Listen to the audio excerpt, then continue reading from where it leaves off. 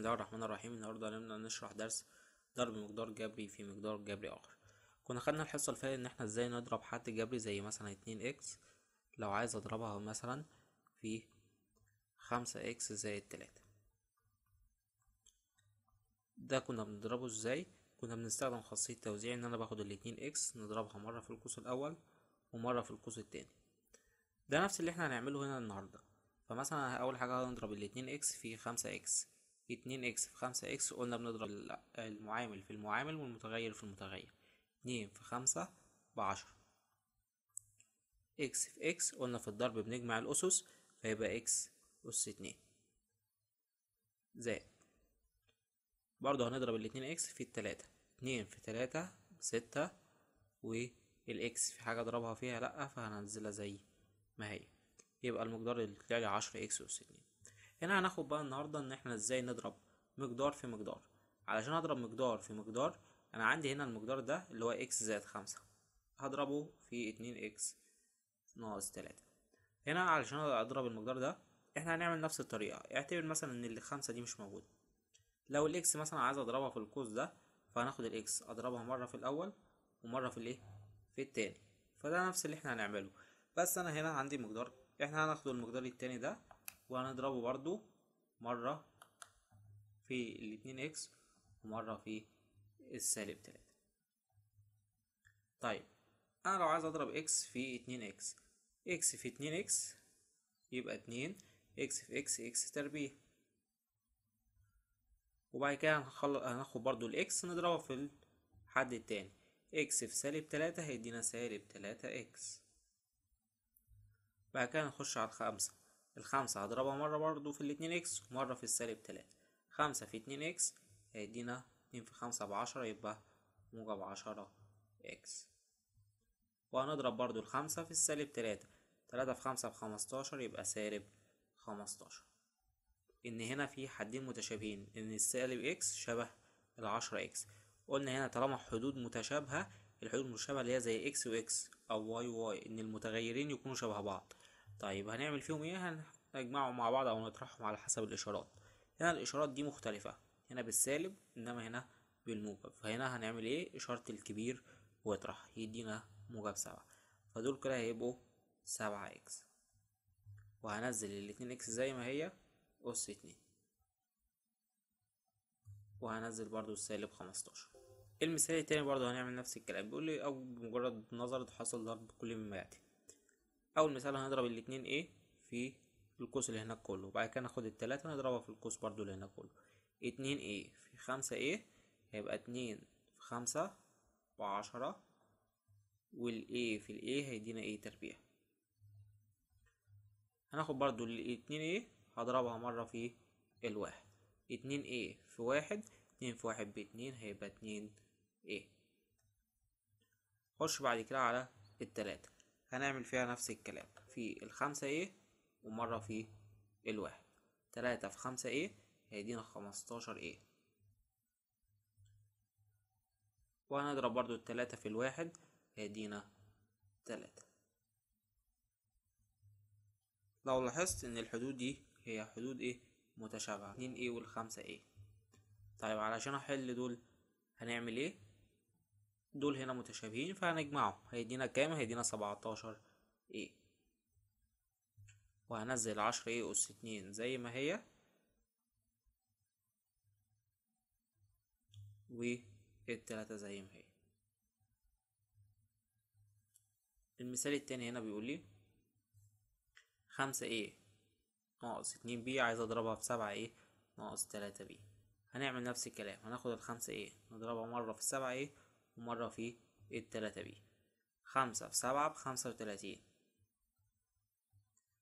a في a هيدينا a تربيع. 5a هضربها بعد كده في -3b. 3 في 5 ب15، بس متنساش الإشارة هنا سالب، هيبقى -15. a في a في b هيدينا ab. بعد كده نخش على -2b نضربها برضه في القوس اللي هناك ده كله. -2b في 7a هنضرب -2 في 7 ب -14. بي في ايه هيبقى بي ايه. وبعد كده هنضرب برضو سالب 2 بي في سالب 3 بي، سالب في سالب بموجب، وهنا 2 في 3 ب6 بي أس 2. مين هي الحدود المتشابهة اللي هنا؟ سالب 15 اي بي وسالب 14 اي بي. هنا دول متشابهين، هنعمل ايه؟ هنجمعهم فيدينا سالب 29 اي بي، وهنزل 35 اي أس 2 زي ما هي، والستة بي زي ما هي برضو.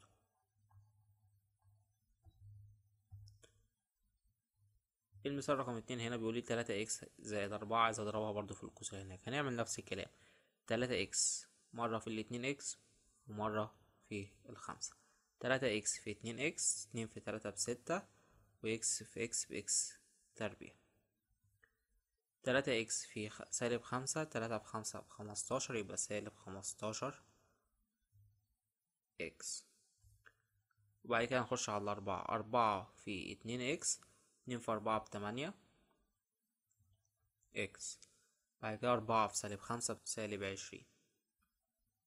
لو لاحظت برضو ان هنا الحدود دي متشابهة، فهيبقى سالب 15 اكس زائد 8 اكس. هنا الإشارات مختلفة فهنطرح، هيدينا سالب 7 اكس. خلي بالك ان انا في الجمع والطرح ما بجمعش الأسس، الأسس هتفضل زي ما هي. وهنزل 6 اكس تربيع والسالب 20. السؤال رقم 4 بيقول لي 4 اكس ناقص 3 واي في 3 واي زائد اكس. هنعمل نفس الكلام، 4 اكس في 3 واي، 3 في 4 ب12، اكس في واي باكس واي. 4 اكس في اكس هيدينا 4 اكس تربيع. هنخش بعد كده على السالب 3 واي. سالب 3 واي في 3 واي، سالب 3 في 3 بسالب 9 واي في واي بواي تربيع. بعد كده سالب 3 واي في اكس هيدينا سالب 3 واي اكس. لكن هنا اللي طلع لي الحدود المتشابهين ان هنا سالب 3 واي اكس شبه 12 اكس واي، هنا دول متشابهين. طيب هيطلعوا لي كام؟ هنا الاشارات مختلفة، فهحط اشارة الكبير وايه ونطرح. اشارة الكبير اللي هو بالموجب، فهيبقى موجب 9 اكس واي زائد 4 اكس أس 2 ناقص 9 واي أس 2.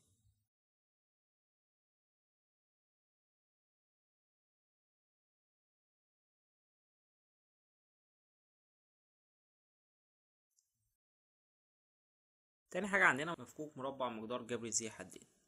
يعني ايه مفكوك مربع مقدار جبري ذو حدين؟ ان انا هنا لو عندي قوس أس 2 زي كده، عايزين نعرف نفك القوس الأس 2 ده. علشان افك القوس الأس 2 ده بنقول ان احنا هنجيب مربع الاول ومربع التاني، وهنا هنضرب الاول في التاني في 2. والإشارة اللي هنا بتبقى موجب وسالب على حسب إشارة القوس. لو القوس موجب بنحط موجب، لو القوس سالب هنكتب سالب. طب معناه ايه الكلام ده؟ مربع الأول معناه إن أنا هضرب الأول في الأول، كلمة تربيعي أو مربع يبقى هنضرب الأول في الأول. كلمة مربع التاني معناه إن أنا هضرب التاني في التاني، يعني في نفسه. طيب تعال نحل بالطريقة دي كده.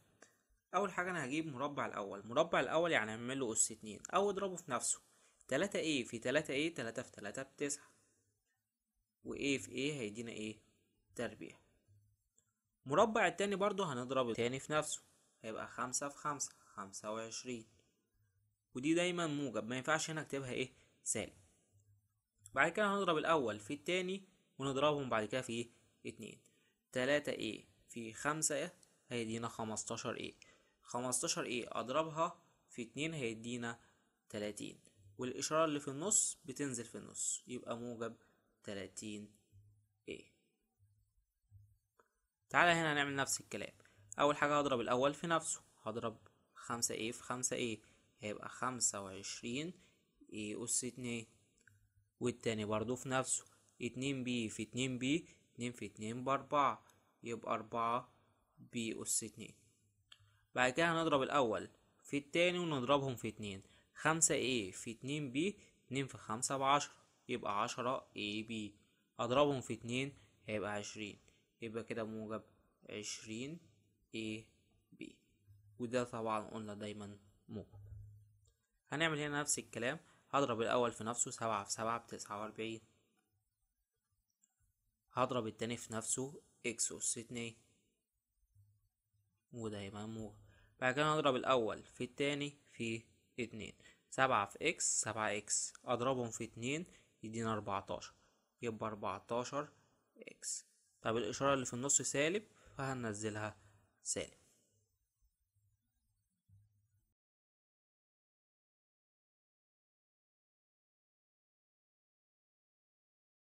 المثال الرابع معايا بيقول لي أوجد ناتج ما يأتي. هنا الفكرة معايا إن أنا لما أجي أضرب قوسين متشابهين، هنا نفس اللي أنا كنت بعمله. أنا ممكن أضرب الأول في القوس اللي هناك كله وبعد كده التاني في القوس اللي هناك كله، لكن هنا طالما القوسين متشابهين في طريقة سهلة نطلع بيها الناتج. ايه هي الطريقة دي؟ ان انا هضرب الاول في الاول والتاني في التاني بس من غير ما نوزع ونضرب في القوس كله. طيب هنضرب 2M في 2M، 2 في 2 ب4 يبقى 4M تربيع. وهضرب السالب 5 في الموجب 5، سالب في موجب بسالب، و5 في 5 ب5 و20. هنعمل هنا نفس الكلام. لو لاحظت ان القوسين دول متشابهين بس بعكس الاشارة، واحد بالموجب والتاني بالسالب، فانا هعمل نفس الكلام. 5x في 5x هيدينا 25 x تربيع.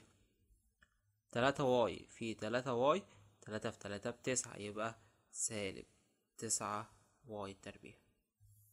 هنا برضو نفس الكلام، القوسين دول متشابهين بس بعكس الإشارة. هنعمل نفس الكلام، هنضرب 1/3A في 1/3A يبقى 1 في 1 ب1، و3 في 3 ب9. A في A هيدينا A تربيع. هنعمل نفس الكلام هنا، سالب 2 في 2 هيدينا سالب 4، 5 في 5 ب25، B في B هيدينا B تربيع. السؤال رقم 4 نفس الكلام، 7 في 7 ب49،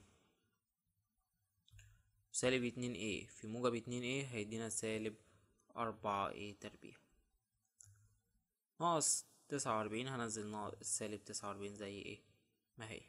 ولو لاحظت ان هنا سالب 49 وهنا موجب 49 هنحذفهم ايه مع بعض، فالناتج هيطلع لي يبقى سالب 4A أس 2.